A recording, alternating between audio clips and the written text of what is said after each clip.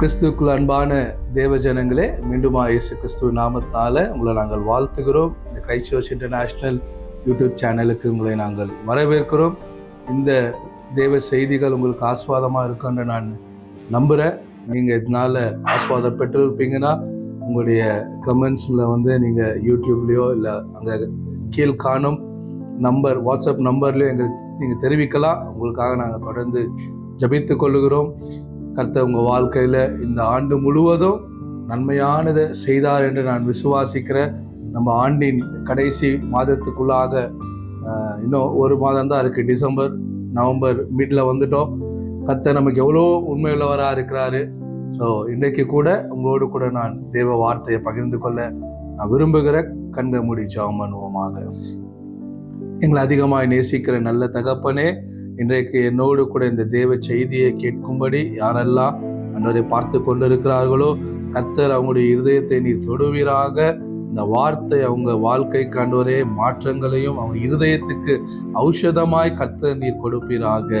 கர்த்தருடைய ஆவியானவர் நீர் அவங்களோடு பேசுவீராக, அவங்களுடைய சூழ்நிலையை மாற்றுவீராக.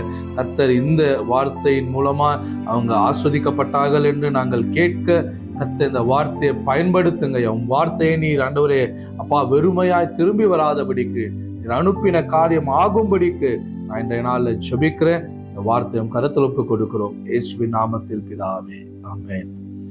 பிரியமானவர்களே, இன்றைக்கு கூட நான் வேதத்திலிருந்து ஒரு வசனத்தை வைத்து உங்களோடு நான் ஆரம்பிக்க விரும்புகிறேன். எல்லாருக்கும் தெரிஞ்ச வசனம் தான். யோவான் புஸ்தகம் 3 யோவான்ல பார்க்கிறோம். பிரியமானவனே, உன் ஆத்துமா வாழ்வது போல எல்லாவற்றிலும் வாழ்ந்து சுகமாய் இருப்பாயாக. அப்போ ஆண்டவர் சுகமாய் வாழணும் என்பது தேவனுடைய சித்தம். ஏன்னா நம்முடைய தேவன் நல்ல தகப்பன். வேதம் சொல்லுகிறது, பூமியில் உள்ள எல்லா தகப்பனை காட்டிலும் அவர் நமக்கு நல்ல தகப்பனா இருக்கிறார். ஏன்னா இன்னொரு வசனம் சொல்லுது, நீங்க அப்பத்தை கேட்டா அவரு கல்லை கொடுப்பாரோ, மீனை கேட்டா பாம்பை கொடுப்பாரோ, பொல்லாதவளை நீங்களே உங்க பிள்ளைகளுக்கு நல்ல ஈவுகளை கொடுக்க அறிந்திருக்கும் போது பரமபிதா நீங்க கேட்டுக்கொள்ளுவது எதுவோ பரிசுத்த ஆவியானவரை கொடுப்பது நிச்சயம் அல்லவா என்று வேதம் சொல்லுகிறது. ஸோ இன்னைக்கு கூட நான் ஆரம்பிக்கும் போதே நான் சந்தோஷமா மன மகிழ்ச்சியா சொல்றேன், நம்மளை அழைத்தவர் உண்மையுள்ளவர், அவர் நல்ல தகப்பனா இருக்கிறாரு. இன்னைக்கு ஒருவேளை உங்க வாழ்க்கையில சூழ்நிலைகள் சரியா இல்லாம இருக்கலாம், நீங்க கடந்து போற விஷயம் உங்களுக்கு கஷ்டமா இருக்கலாம், பாதைகள் ஒருவேளை உங்களுக்கு மூடப்பட்டு இருக்கலாம், அடைக்கப்பட்ட வாசல்கள் இருக்கலாம். எது எப்படி இருந்தாலும் உங்களுடைய அஸ்திவாரம் கர்த்தர் நல்லவரா இருக்கிறார். அதன் மேல உங்களுடைய விசுவாசத்தை நீங்க தொடங்குங்க. அவர் நன்மையை செய்கிறவர். இப்போ வசனத்துல நம்ம பார்த்தோம், உன் ஆத்துமா வாழ்வது போல நீ எல்லாவற்றிலும் வாழ்ந்து சுகமாயிருப்பாயாக. அப்போ யோவான் சொல்றாரு, முதலாவது ஆத்துமாவை குறித்து அவரு பேசுறாரு. இன்னைக்கு ஆவி, ஆத்துமா, சரீரம் என்று 3 காரியத்தை நம்ம பார்க்கிறோம். தேவன் என்ன பண்ணாரு, மனுஷனை மண்ணினால உருவாக்கி அவன் ஆசையிலே சுவாசத்தை ஊதினார் என்று பார்க்கிறோம். அவன் ஜீவ ஆத்துமாவானான். சோ அப்ப ஆண்டவர் நமக்கு என்ன கொடுத்திருக்கிறாரு, ஜீவனையும் ஆத்துமாவையும் சரீரத்தையும் கொடுத்திருக்கிறார். அதுதான் நம்ம ஆவி, ஆத்துமா, சரீரம் என்று சொல்லுகிறோம். அப்ப இன்னைக்கு ஆண்டவர் உங்களுக்குள்ள ஒரு காரியத்தை செய்யணும்னாக்கா, அவர் முதல் எந்த விஷயத்தை அவர் மாற்ற விரும்புறாருன்னா, உங்களுடைய ஆத்துமாவை, உங்களுடைய ஆவியில உங்களுக்கான இன்ஃபர்மேஷன் ஆண்டவர் கொடுக்கிறவரா இருக்கிறாரு. ஆண்டவர் உங்க கூட பேச நினைக்கிற, உங்க கூட ஆண்டவர் தொடர்பு கொள்ளணும்னாக்கா, ஆண்டவர் உங்க கூட சம்பந்தப்படுத்துற முதல் விஷயம் என்னன்னா, அது ஆவியில தான் அவர் செய்கிறவரா இருக்கிறாரு. ஏன்னா நீங்க ஜீவ ஆத்துமாவா இருக்கிறீங்க. அப்போ ஜீவ ஆத்துமாவா இருக்கிற நம்ம ஆண்டவர் ரட்சிக்கப்படும் போது இருளில் இருந்த நமக்கு ஆண்டவர் என்ன பண்ணார், வெளிச்சத்தை உண்டாக்கினார். அப்போ when our spirit is darkened, நம்முடைய ஆவி மரித்து போய் இருள் அடைந்து இருக்கும் போது இயேசு என்றதான ஒரே வழியினால, இயேசு என்ற ஒரே நபர்னால, இயேசு என்ற ஒரே தேவனால நமக்கு என்ன ஆச்சு, ரட்சிப்பு உண்டானது. அவரை இல்லாமல் இந்த பூமியில ரட்சிப்பு இல்லை என்று வேதம் சொல்கிறது. அப்போ இயேசுவை நம்ம ஏற்றுக்கொள்ளும் போது முதல் நமக்கு விடுதலை ஆனது என்ன, நம்முடைய ஆவியில.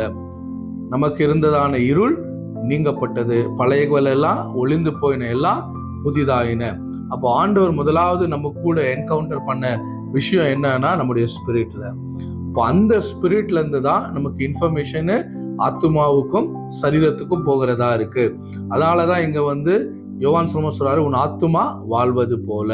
அப்ப ஆண்டவர் வந்து உங்களுடைய ஸ்பிரிட்ல என்ன பண்றாரு, அவர் உங்களோடு தொடர்பு கொள்றாரு. நல்லா தெரிஞ்சுக்கங்க, ஹியூமன் ஸ்பிரிட், மனுஷனுடைய ஆவி, மனுஷனுடைய ஸ்பிரிட் வந்து என்ன பண்ணுது, அது ஒரு இன்னும் நம்முடைய ஸ்பிரிட்டுக்கும் மேல இருக்கக்கூடியதான ஸ்பிரிட் வந்து ஆளுகை செய்யக்கூடியதா இருக்கிறது. நமக்கு ஒரு ஸ்பிரிட் இருக்கு. இந்த ஸ்பிரிட் வந்து என்ன பண்ணுது, நமக்கும் மேல எந்த ஸ்பிரிட் அதிகாரம் உள்ளதா இருக்கோ அந்த ஸ்பிரிட்க்கு இது வந்து அந்த ஸ்பிரிட் நம்மளை டாமினேட் பண்ணக்கூடியதா இருக்கு. இன்னைக்கு ரட்சிக்கப்படாதவங்களுக்கு என்ன ஆகுது, அவங்க இந்த பூமியில அவங்க they are controlled by another spirit.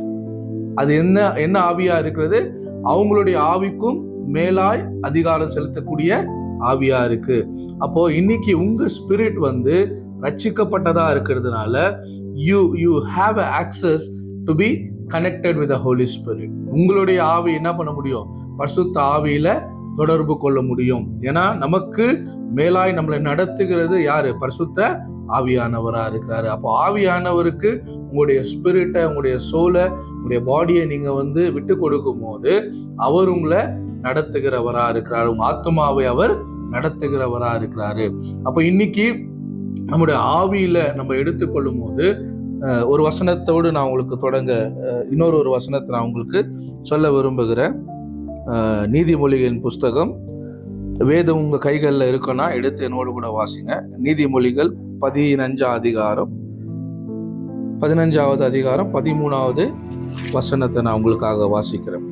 மனமகிழ்ச்சி முகமலர்ச்சியை தரும், மன துக்கத்தினாலே ஆவி முறிந்து போம். அப்போ மன மகிழ்ச்சி வந்து உங்களுக்கு முகமலர்ச்சியை தரும். அப்போ இன்னொரு வசனத்தை கூட நான் வாசிக்கிறேன். நீதிமொழிகள் 17வது அதிகாரம் 22வது வசனம். மனமகிழ்ச்சி நல்ல ஔஷதம், முறிந்த ஆவியோ எலும்புகளை ஊழ பண்ணும். அப்ப இங்க வசனம் சொல்லுகிறது மனமகிழ்ச்சி நல்ல ஔஷதம், முறிந்த ஆவியோ. அப்போ ஒரு புரோக்கன் ஸ்பிரிட் உங்க வாழ்க்கையில இருக்கும் போது அது வந்து என்ன பண்ணுது, உங்களுடைய எலும்புகள் எல்லாம் ஊழ பண்ணும் என்று சொல்லுகிறது. அப்போ மன மகிழ்ச்சி நல்ல ஔஷதம். எப்போ உங்களுக்குள்ள ஒரு ஜாய்ஃபுல் சேர்ஃபுல் ஸ்பிரிட் இருக்கோ அந்த ஸ்பிரிட் என்ன பண்ணுதான், உங்க சரீரத்துக்கு கூட அது மெடிசன் என்று வேதம் சொல்கிறது. அப்போ இன்னைக்கு நிறைய பேருடைய சிக்னஸ்க்கு காரணம், நிறைய பேருடைய டிப்ரெஷனுக்கு காரணம், நிறைய பேருடைய தோல்விக்கு காரணம் என்ன, அது எங்கிருந்து ஆரம்பிக்கிறது, அவங்களுடைய ஸ்பிரிட்ல இருந்தா ஆரம்பிக்கிறது. ஏன்னா you are a spirit being. ரட்சிக்கப்பட்ட எல்லாருமே என்னவா இருக்கிறோம், ஆவியின் மனுஷனா இருக்கிறோம். அவங்க ஆவி எப்படி வாழ்கிறதோ அப்படிதான் அவங்களுடைய ஆத்மாவும் சரீரமும் வாழ்கிறதா இருக்கிறது. Everything it starts from the spirit.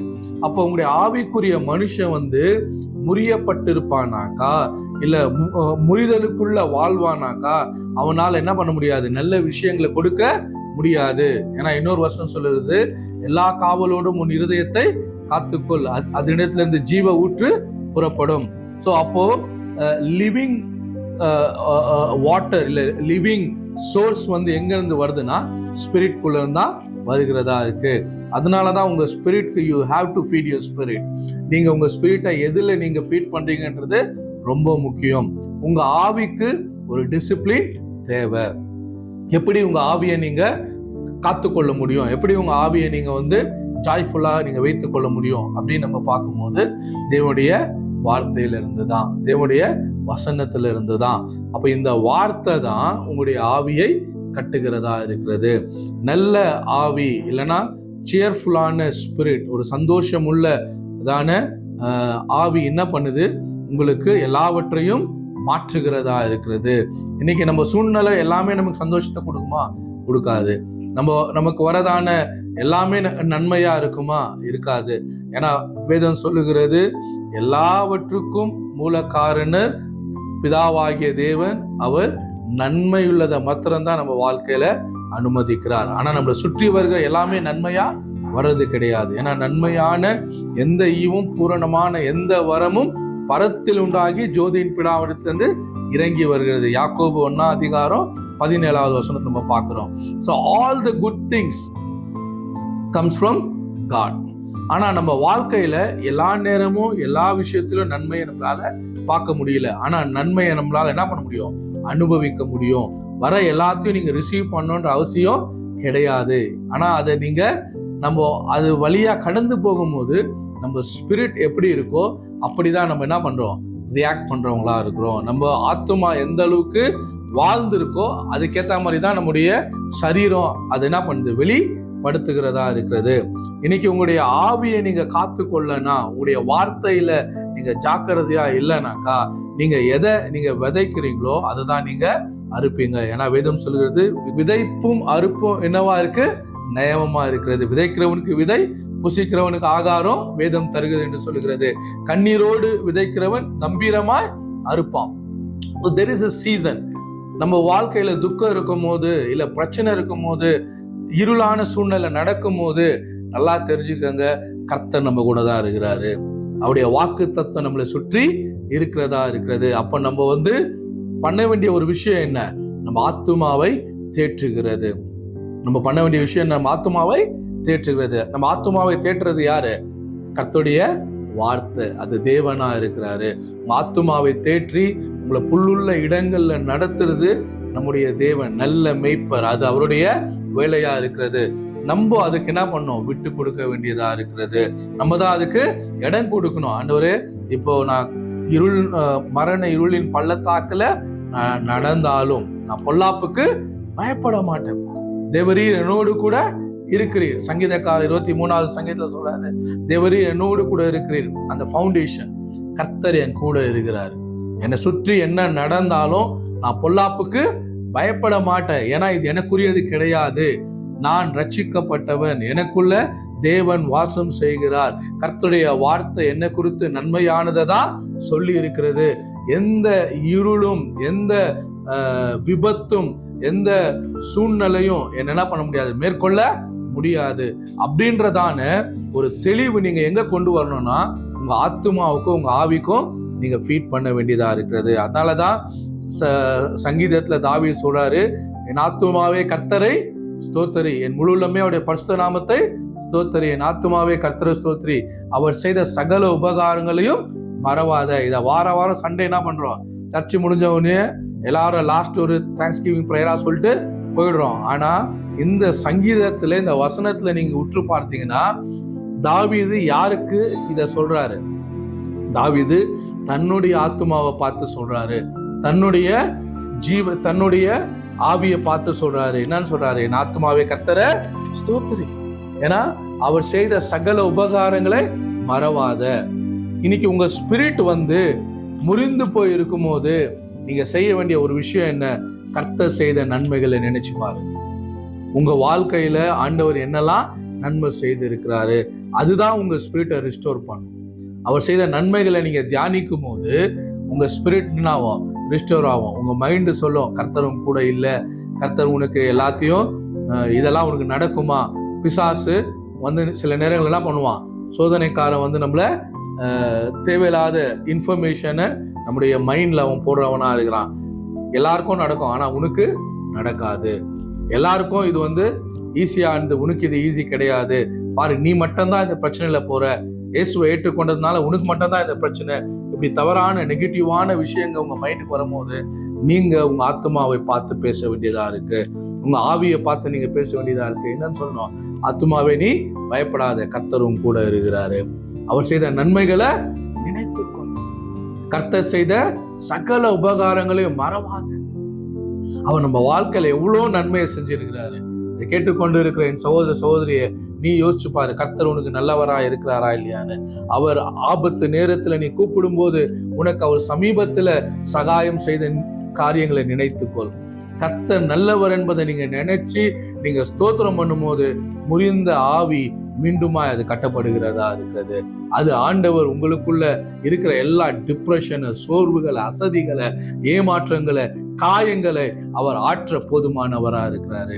ஏன்னா முறிந்த ஆவி உங்களால நன்மையானதை செய்யவே முடியாது.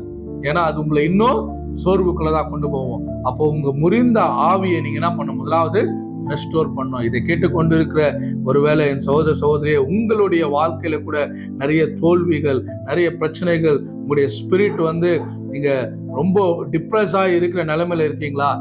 நல்லா தெரிஞ்சுக்கங்க, முதல் நீங்க டீல் பண்ண வேண்டிய விஷயம் உங்க ஆத்துமாவும் உங்க ஸ்பிரிட்டா இருக்கிறது, உங்க ஆவி ஆத்துமாவா இருக்கிறது. அப்போ அதுக்கு நீங்க என்ன பண்ணுங்க, முதலாவது நீங்க அதுக்கு ஊழியம் செய்யுங்க. யாரு அதுக்கு ஊழியம் செய்யறது? கர்த்தருடைய வார்த்தை. ஆண்டுடைய வார்த்தை தான் உங்க ஸ்பிரிட்டை மீண்டுமா கட்டுகிறதா இருக்கிறது. அவருடைய வாக்கு தத்தங்களை பிடித்து கொள்ளுங்க.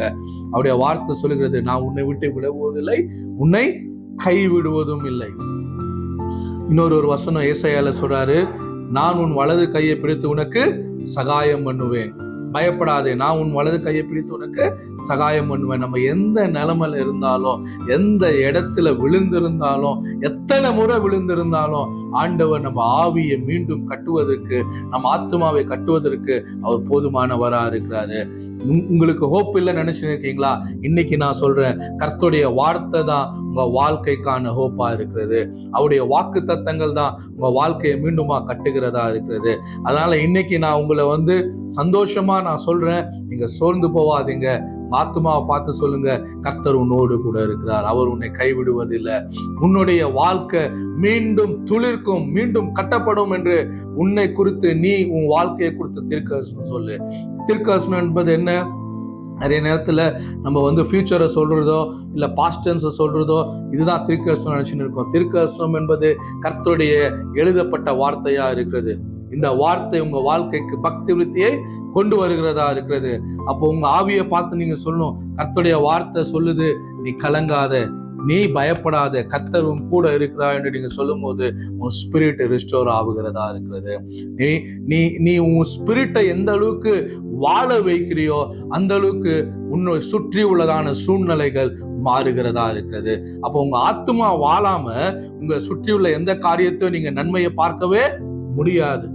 எல்லாமே தோல்வியா இருந்தாலும் பக்தன் சொல்றாரு, அத்திமரம் துளிர் விடாமல் போனாலும், திராட்சை செடி பலன் கொடாமல் போனாலும், தொழுவத்தில ஆடுகள் என்று போனாலும், என்னை விட்டு போனாலும், என்ன நடந்தாலும், நான் கர்த்தருக்குள் மகிழ்ச்சியா இருப்பேன், என் தேவனுக்குள் நான் களி கூறுவேன். He knows the secret. தீர்க்கதரிசி சொலொமோன் சொல்றாரு, அவருக்கு அந்த ரகசியம் தெரியும். என்ன?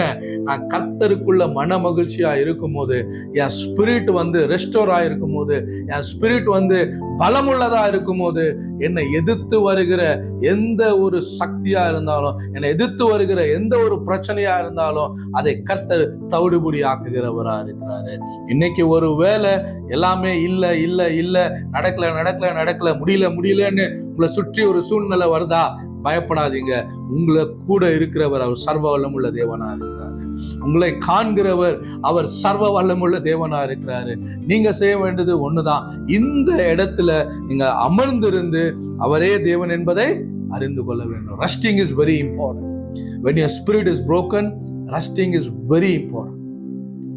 உங்களுடைய ஆவி முறிக்கப்பட்ட காலத்துல நீங்க அவருடைய சமூகத்துல அமர்ந்து இருப்பது ரொம்ப முக்கியம். Because he wants to restore your soul. முதலாவது உங்க ஆத்துமாவை அவர் என்ன பண்ண விரும்புகிறார்? தேற்ற விரும்புகிறார். உங்க ஆவிய கட்ட விரும்புகிறார். அங்க இருந்துதான் ஜீவ ஊற்று வருகிறது. ஆத்துமாவில இருந்து உங்க இருதயத்தில இருந்தா ஜீவ ஊற்று புறப்படுகிறதா இருக்கிறது. அப்போ மரணமும் ஜீவனும் எங்க இருக்கு? நாவின் அதிகாரத்துல இருக்கு. உங்க ஸ்பிரிட் நன்மையானதை டவுன்லோட் பண்ணாதான் உங்க வாய் நன்மையானதை பேசும். உங்க வாய் நன்மையானதை பேசும்போதுதான் உங்க சூழ்நிலை நன்மையாய் மாறுகிறதா இருக்கிறது. அப்ப இன்னைக்கு எல்லாமே ஆண்டவர் உங்க கைகளில் கொடுத்து இருக்கிறார். நான் மீண்டும் சொல்றேன், பயப்படாதீங்க, சோர்ந்து போவாதீங்க. கர்த்தர் நல்லவரா இருக்கிறார். உன் வாழ்க்கைக்கு கர்த்தர் நல்லவரா இருக்கிறார். உன் ஆத்துமா வாழ்வது போல இன்னைக்கு சொல்லுங்க, ஆண்டவரே என் ஆத்துமாவை நீங்க தேற்றுங்க ஐயா, என் ஆத்துமாவை மீண்டுமா கட்டுங்க ஆண்டவரே. I give my self to your hand. என்ன நான் உன் கருத்துல ஒப்பு கொடுக்கிறேன். என் வாழ்க்கை மாறுது, என் சூழ்நிலை மாறுது என்பதை நான் சந்தேகப்பட மாட்டேன். ஆண்டவர் சொன்னாரு, மார்க் 11 அதிகாரத்துல 22 வசனத்துல இருந்து நீங்க வாசிச்சீங்கன்னா அவர் சொல்றாரு, இந்த மலையை பார்த்து நீ பெயர்ந்து சமுத்திரத்துல தள்ளுண்டு போ என்று சொல்லி நீ சந்தேகப்படாமல் உன் இதயத்துல விசுவாசித்தால் நீ சொன்னபடியே ஆகும். 23 வசனத்துல சொல்றாரு, மெய்யாகவே மெய்யாகவே நான் உங்களுக்கு சொல்லுகிறேன். அப்ப சுவாமி, நமக்கு இருக்கிற மழை பிரச்சனை கிடையாது. எப்படிப்பட்ட மழையா இருந்தாலும் சரி, நமக்கு முதலாவது நம்ம ஆவி தேற்றப்பட வேண்டும். மழை நமக்கு பிரச்சனையே இல்லை. ஏன்னா இந்த உலகத்துல உங்களுக்கு உபத்திரவம் உண்டு, ஆனாலும் திடன் கொள்ளுங்கள், நான் உலகத்தை ஜெயித்தேன் சுவாமி சொன்னாரு. இன்னைக்கு நான் உங்களை பார்த்து சொல்றேன், உபத்திரம் நம்மள ஒன்றும் பண்ண முடியாது. ஏன்னா ஆண்டவர் நமக்கு சிலுவையில எல்லா வெற்றியும் கொடுத்துட்டாரு, எல்லா நன்மையும் அவர் சிலுவையில சம்பாதித்து கொடுத்துட்டாரு. அதை நம்ம விசுவாசிக்கணும், அதை நம்ம ஆண்டவருக்கு நன்றி சொல்லணும். இது என் வாழ்க்கையில நடக்கும் என்பதுல சந்தேகப்படவே கூடாது. டாக்டர் சொல்லலாம், இல்ல கடன்காரங்க சொல்லலாம், உன்னை சுத்தி உள்ளதான கடன் பிரச்சனை உனக்கு சொல்லலாம், இது மாறாது, எப்படி எனக்கு பணம் வரும், எப்படி இந்த பேங்க் பிரச்சனை இருந்தா நான் வெளியே வர போறேன், எப்படி என்னுடைய கடன்கள்லாம் மாறும், எனக்கு வருமானம் இல்லையே, வேலை இல்லையே, நான் இருந்ததான எல்லாவற்றையும் இழந்து போயிட்டேனே, இப்படிலாம் ஒரு தோல்வியான எண்ணங்கள், முறிந்து போன காரியங்கள் உங்க இருதயத்தை காயப்படுத்தி வேதனைப்படுத்தலாம். ஆனா இன்னைக்கு நான் சொல்றேன், உங்களால முடியாதது தேவனால் முடியும், உங்களால கூடாதது தேவனால் கூடும். அப்ப நம்ம செய்ய வேண்டியது என்ன? அமர்ந்திருந்து நம்ம ஆத்துமாவை ரெஸ்டோர் பண்றது, அவருடைய சமூகத்துல அமர்ந்திருந்து rest in his presence, rest in his word, அவருடைய வார்த்தையில அவருடைய பிரசன்னத்துல அமர்ந்திருங்க, அவருக்கு நன்றி சொல்லி துதியுங்க. கர்த்தர் நீர் மாறாதவர் ஆண்டவரே, என் ஆத்துமாவை நீங்க தேற்றுகிறவர், என் ஆத்துமாவை நீ கட்டுகிறவர், என் சூழ்நிலையை நீ மாற்றுகிறவர் என்று சொல்லுங்க. உங்களுக்குள்ள ஒரு மன மகிழ்ச்சி ஆண்டு கொண்டு வருவார், உங்களுக்குள்ள ஒரு சமாதானத்தை ஆண்டு கொண்டு வருவார். உலகம் கொடுக்க முடியாத ஒரு சந்தோஷம், சமாதானம் உங்க ஸ்பிரிட்குள்ள வரும். அது supernatural spirit of God உங்களுக்குள்ள செய்கிறவரா இருக்கிறார். அல்லேலூயா. நான் சொல்றேன், உங்களை சுத்தி உள்ள சூழ்நிலைகள் நீங்க அதையே மெடிடேட் பண்ணீங்கன்னா உங்க ஆவி முறிந்து போவோம். ஆனா கர்த்தருடைய வார்த்தையில நீங்க தியானமா இருந்து பாருங்க, அவருடைய சமூகத்துல நீங்க அமர்ந்திருந்து பாருங்க, உங்களால அனுபவிக்க முடியாத ஒரு மெய்யான சமாதானம், உங்களாலேயே உங்களுக்கு தெரியாமையே இப்படிப்பட்ட ஒரு சந்தோஷமோ ஒரு தைரியமோ உங்க ஸ்பிரிட்குள்ள ஆண்டவர் கொண்டு வருவாரு. அதுதான் முதல் நிச்சயம் உங்க சூழ்நிலை மாறப்போகிறது என்பதற்கு. இரண்டாவது, உங்க கண்களாலே நீங்க காண்பீர்கள், அந்நிய கண்கள் இல்லை, உங்க கண்களாலே காண்பீர்கள் கர்த்தர் உங்களுக்கு நன்மையானதை செய்தார் என்பதை. உங்க வாயும் உங்களுடைய கண்களும் ஆண்டவரை ஸ்தோத்திரம் பண்ணுகிறதா, உங்க வாய் ஆண்டவரை ஸ்தோத்திரம் பண்ணுகிறதா இருக்குது, உங்க கண்கள் கண்டு ஆண்டவரை துதிக்கிறதா இருக்கிறது. இது நிச்சயமாய் ஆண்டவர் செய்வார். அப்போ இன்னைக்கு நான் உங்களுக்கு என்கரேஜ் பண்ற விஷயம் ஒண்ணுதான், உங்க ஆத்துமா வாழ வேண்டும். அதுக்கு என்ன மாதிரியான ஃபீடிங் நீங்க கொடுக்குறீங்க, அது ரொம்ப முக்கியம். இன்னைக்கு உங்க ஆவியை முறிந்து போகக்கூடியதான விஷயங்களே தியானிக்காதீங்க, அதை குறித்தே யோசிக்காதீங்க. கர்த்தருடைய நன்மையை யோசிங்க. கர்த்தர் நல்லவர் என்பதை ருசித்து பார்த்து இருக்கிறோம். நம்ம எல்லாம் கர்த்தர் நல்லவர் என்பதை ருசித்து பார்த்து இருக்கிறோம், அதுல எந்த சந்தேகமே கிடையாது. உங்க ஸ்பிரிட்டை நீங்க ரிஸ்டோர் பண்றதுக்கு ஒரே வழி என்ன? அவர் செய்த நன்மைகளை மீண்டும் மீண்டும் நீங்க நினைச்சு பார்க்கணும். அதை நினைச்சு ஆண்டவருக்கு ஸ்தோத்திரம் பண்றது. இன்னைக்கு கூட ஆண்டவர் என் வாழ்க்கையில நான் எப்பெல்லாம் சோர்வடையணும், ஆண்டவர் என்னை மீண்டுமா என்னுடைய ஆரம்ப நாட்கள் கொண்டு போவார். ஆரம்ப நாட்கள்ல எனக்கு ஆண்டவர் எவ்வளவு உண்மையா இருந்தார் என்பதை என்ன பண்ணுவாரு, அதை ஒரு படமா என் கண்களுக்கு முன்பாக ஆண்டவர் கொண்டு வருவார். சில நேரம்லாம் மினிஸ்ட்ரிக்கு ஃபைனான்ஸ் இல்லை தேவைகள் இருக்கும்போது ஆண்டவர் அந்த பழைய நாட்கள் தான் கொண்டு போவார் என்ன. ஒரு டைம், இது நான் ஏற்கனவே சொல்லியிருக்கிறேன், ஒரு டைமு நான் ஊழியத்தில் 2001 சாப்பிட்றது கூட ஒன்றும் இல்லை, வீட்டில் உட்காந்துன்னு இருக்கும்போது நான் ஆண்டவர் சொல்கிறேன், ஆண்டவரே நீங்கள் தான் என்னை அழைச்சிங்க, நீங்கள் தான் எனக்கு ப்ரொவைட் பண்ணோம். இன்னைக்கு சண்டே எல்லார் வீட்லேயும் மட்டன் இருக்கும், சிக்கன் இருக்கும், எல்லாமே இருக்கும். ஆனால் நான் நினச்சா எங்கள் ரிலேட்டிவ் வீட்டுக்கு போய் சாப்பிடலாம். ஆனால் நீங்கள் என்னை அழைச்சிங்க, நீங்கள் என்னை போஷிக்க நல்ல தெய்வமாக இருக்கீங்க, இன்னைக்கு நான் முட்டை சாப்பிடணும் அப்படின்னு சொல்லி ஒரே ஒரு வார்த்தை நினைச்சேன், அவ்வளோதான். அந்த நேரத்தில் வித்தின் ஒரு 10 minutes எனக்கு தெரிஞ்சவங்க கிறிஸ்டியன் பீப்புள், ஆனால் அவங்கள நான் சந்திச்சு ரொம்ப வருஷம் ஆச்சு. அன்னைக்குன்னு பார்த்து என்னுடைய வீட்டு வாசலில் கதவு தட்டி கையில் 1 dozen முட்டை கொண்டு வரான், 1 dozen முட்டை, ஒரு கிளாஸ் ஃபுல்லாக கீ கொண்டு வரான். கொண்டு வந்துட்டு சொல்கிறாங்க, பிரதர் இது நீங்கள் எடுத்துக்கோங்க. நான் அவங்கள பார்த்து சொல்கிறேன், ஏன் சிஸ்டர் இது வேணாம், எனக்கு நான் இப்போ தான் சாப்பிட்டேன். என்ன பண்ணுறது, சில நேரம் நமக்குள்ள ப்ரைடு இருக்கும் இல்லையா, அந்த ப்ரைடில் யார்கிட்ட எதையும் வாங்கக்கூடாது. ஆனால் ஆண்டவர் மனுஷனை வச்சு தான் சந்திப்பார் என்பது தான் உண்மை. ஆனால் அவங்க சொல்கிறாங்க, இல்லை என்னால் கிச்சனில் வேலை செய்ய முடியல பிரதர், நான் வேலை செஞ்சுருக்கும் போது எனக்குள்ளே யாரோ சொல்கிறாங்க இதை கொண்டு போய் அந்த பிரதருக்கு கொடுங்கன்னு சொல்லி. அப்போ அவங்க கொண்டு வந்ததை எனக்கு கொடுத்த உடனே என் கண்களில் நன்றி நிறைந்த ஆண்டவருக்கு நான் பண்றேன், கண்ணீரோடு ஸ்தோத்திரம் பண்றேன். ஏன்? ஆண்டவர் உண்மை உள்ளவர்.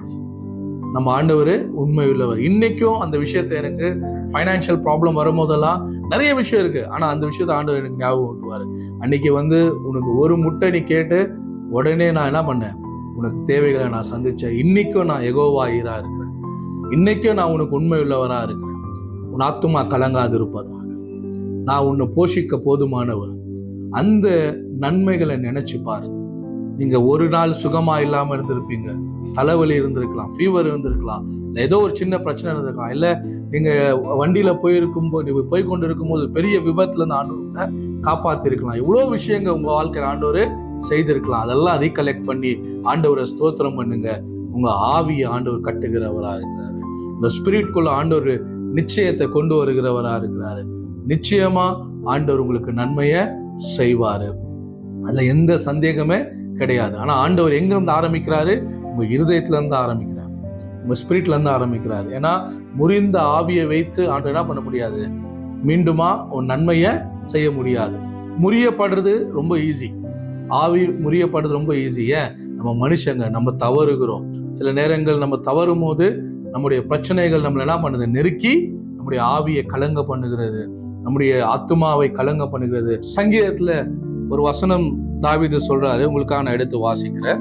சங்கீதம் 51 சங்கீதம் 16 வசனம்.